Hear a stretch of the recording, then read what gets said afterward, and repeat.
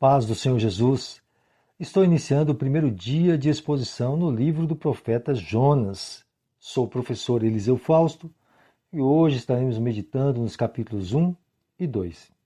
Vamos orar? Senhor Deus, louvamos e agradecemos o Teu nome, ó Pai, por podermos estar aqui mais uma vez diante da Tua palavra para meditarmos sobre ela, Senhor, e dela extrairmos conhecimento para o nosso melhor serviço ao Senhor. Pai, obrigado pelo meu irmão, pela minha irmã que está comigo, não somente nessa oração, mas também, Senhor, nesse momento de meditação em Tua palavra. Peço a Tua bênção sobre a vida dele, sobre a vida dela, sobre seus familiares. Em nome de Jesus, abençoe poderosamente cada um deles, Senhor, trazendo sobre eles prosperidade, saúde, paz, vida plena na Tua presença. É no nome de Jesus que eu peço. Pai, nos dê sabedoria também para compreender a Tua palavra, para que possamos, Senhor, agir de acordo com ela na nossa vida diária. Obrigado, Senhor.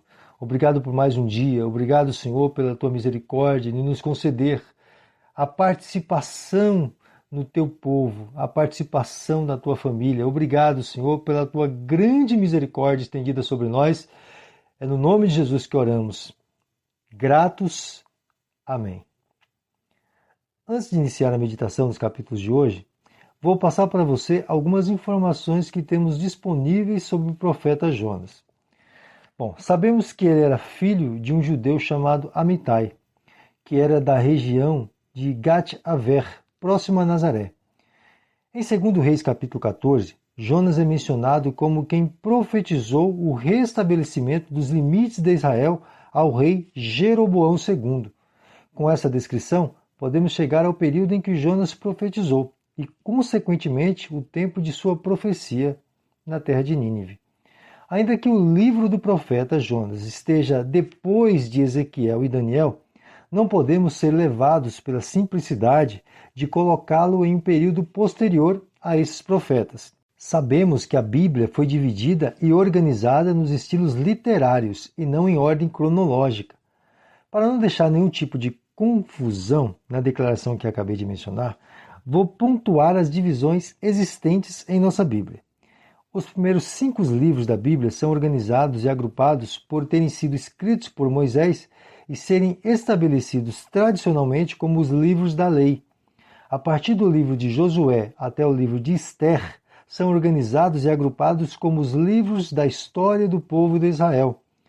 Já do livro de Jó até o livro de Cantares de Salomão, temos os livros agrupados e estabelecidos como poéticos. E a partir do livro de Isaías até o livro de Malaquias, temos os livros proféticos. Então, a sequência dos livros na nossa Bíblia segue a seguinte ordem: os livros da lei, os livros históricos, os poéticos e os proféticos. O livro do profeta Jonas, mesmo tendo ele vivido durante o período dos reis, é agrupado no conjunto dos livros dos profetas. Por esse motivo, ele está nesta sequência aqui na Bíblia. Portanto, Jonas profetizou durante um período em que o povo de Israel Norte ainda estava na sua pátria. Durante esse período, os assírios ainda não estavam guerreando contra Israel. Mas esse povo já era conhecido como grandes guerreiros e brutais executores de seus inimigos. E Jonas, o profeta, que tem como pomba o significado de seu nome, foi vocacionado por Deus para ser profeta tanto de seu povo quanto de povos estranhos. Nesse livro especificamente, seremos apresentados por uma metodologia completamente nova da parte de Deus, pois o povo de Israel já estava quase beirando ao fracasso espiritual. Eles haviam se contaminado com outros povos e a adoração deles aos falsos deuses, e com isso não haviam cumprido o propósito de serem exemplos para as outras nações. E para tanto, Deus levantou o profeta Jonas com o propósito de demonstrar que sua misericórdia é estendida para todo ser humano e não somente para Israel. E essa metodologia trouxe grande espanto e incômodo para o nosso profeta, como veremos. Acredito que a maior lição que encontraremos aqui no livro é não limitarmos o poder misericordioso do nosso Deus. E desejo que você inicie a leitura desse livro com essa mentalidade enraizada no seu ser. O capítulo 1 se inicia com uma breve declaração sobre a pessoa de Jonas e logo em seguida a palavra divina ordenando que Jonas se levantasse e fosse até Nínive para pregar contra ela. Jonas se levanta, porém para fugir da ordem divina, pois ao invés de ir para Nínive, foi ao porto mais próximo e pegou uma embarcação para Tarsis. Como o propósito de Jonas era fugir da ordem de Deus, o próprio Deus lançou sobre o mar um vento forte, ocasionando uma grande tempestade. E para não naufragarem, os marinheiros começaram a aliviar o peso da embarcação, e cada um deles clamavam ao Deus individual deles, enquanto Jonas estava dormindo, na parte inferior. Como a tempestade não acalmava, mesmo que cada um estivesse clamando ao seu próprio Deus, o medo deles estava cada vez maior. Foi quando um dos marinheiros, chamado no texto de mestre deles, foi até o profeta com a esperança de que o Deus dele acalmasse a tempestade. A idolatria desses homens era tão intensa que cada um deles possuía um Deus próprio, e como nenhum desses deuses conseguiu acalmar a tempestade, eles entendiam que o Deus de Jonas pudesse ser o responsável pela grande tempestade. Bom, tenho que concordar com eles nesse raciocínio, mas não posso concordar na questão de haver outro Deus além do Deus de Jonas. Mas esse conceito estava prestes a ser destruído. Parece que o mestre da embarcação entendeu que o Deus de Jonas era o Deus responsável pela tempestade, pois era incompreensível para ele alguém estar no meio de uma grande tempestade e ainda dormir. Esse comportamento de Jonas mexeu muito com o entendimento do mestre da embarcação. Foi esse motivo que ele solicitou para Jonas invocar o Deus dele imediatamente. Enquanto Jonas estava sendo despertado do sono, houve consenso entre os marinheiros sobre lançar sorte para verificar qual deles era o culpado por todo aquele tormento. Observe que Jonas não orou ao Deus Todo-Poderoso nesse momento. E logo foi descoberto, depois de lançarem sorte, que Jonas era o culpado.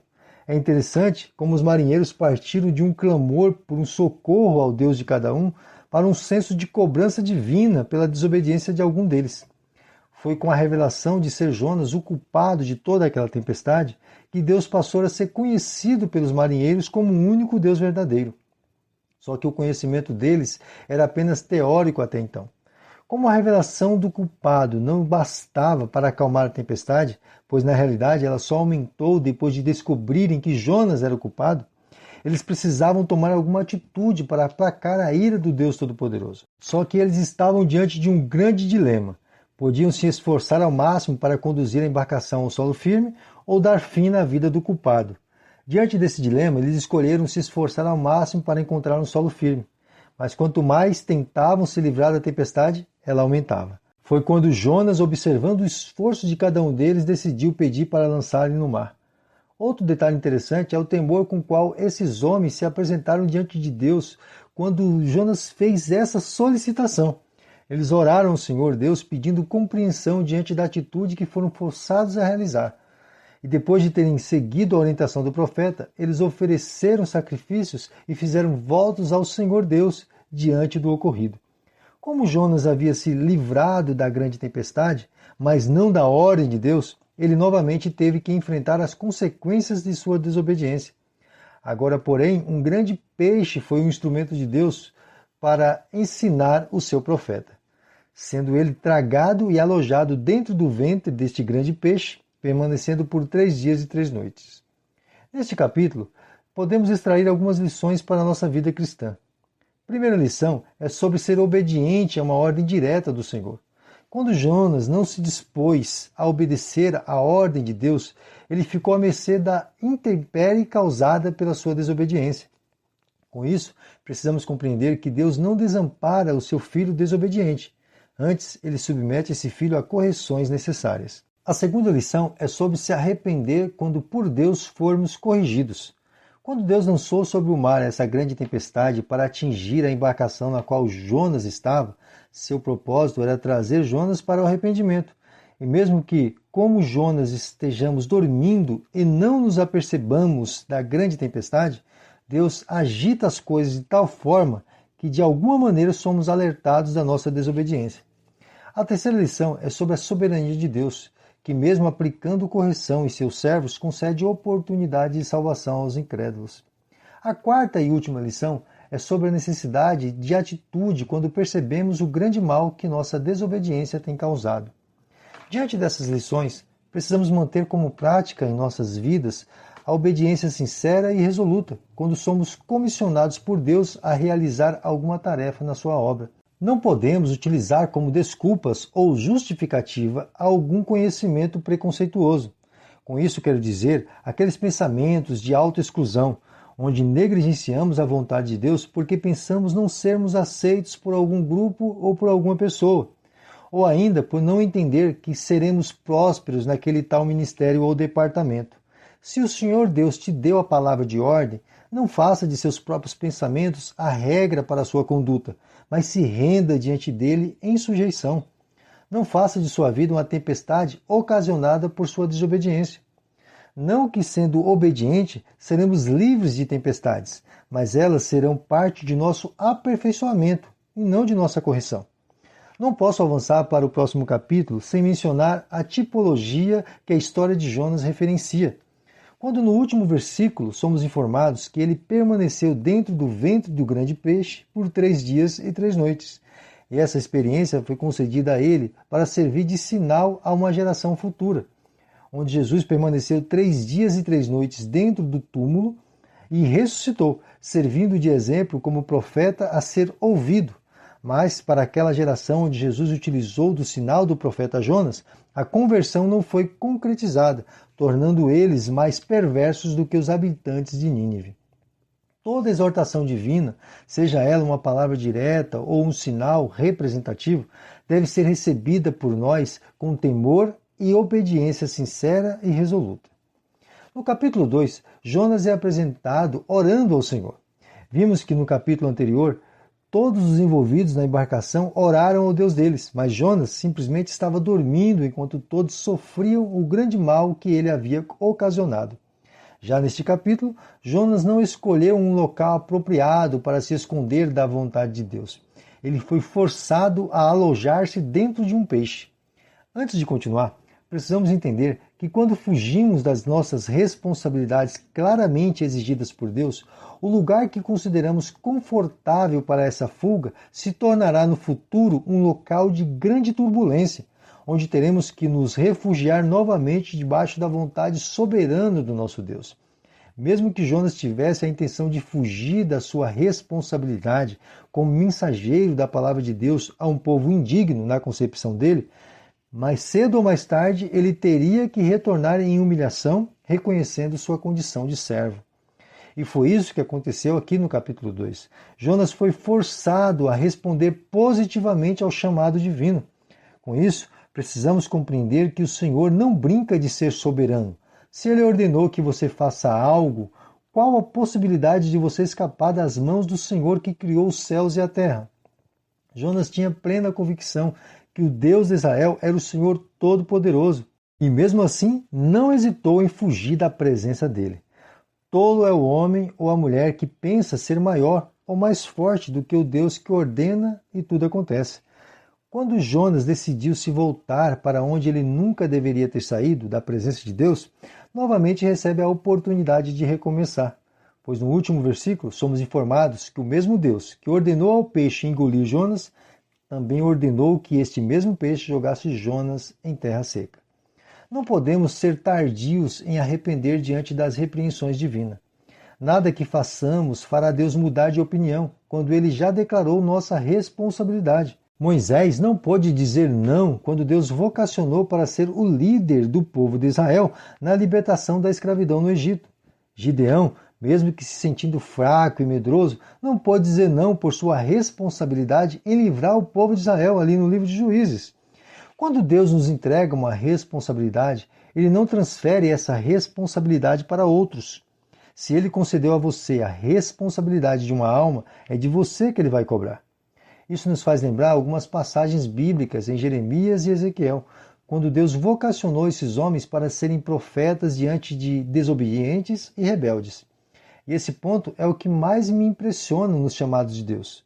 Ele não exige de nós os resultados, mas não permite que sejamos negligentes em atender ao seu chamado. Ele não exigiu do apóstolo Paulo ou de Apolo que houvesse crescimento na igreja de Corinto, mas era responsabilidade de Paulo plantar e de Apolo regar. Porém, o crescimento pertencia ao Senhor. Eu não entendo por que você tem rejeitado a ordem de Deus. Ele não tem exigido de você resultados, mas apenas que você faça aquilo que ele ordenou que seja feito. Precisamos tomar como regra o princípio de não nos martirizar quando nossos olhos não contemplam os resultados pela nossa prestação de serviço ao Senhor. Precisamos manter nossa consciência tranquila quando realizamos o que Deus ordena. Os resultados pela obra que realizamos em nome do Senhor e por ordem dele só pertencem a Ele mesmo e não a qualquer um de nós. E posso afirmar sem sombra de dúvida que muitos dos serviços que realizamos na obra de Deus só serão contemplados os resultados naquele grande dia. Por isso, eu deixo este versículo para a sua meditação. Portanto, meus amados irmãos, sede firmes e constantes, sempre abundantes na obra do Senhor, sabendo que o vosso trabalho não é vão no Senhor. 1 aos Coríntios, capítulo 15 e versículo 58. E aqui eu finalizo, esperando você amanhã, querendo Deus.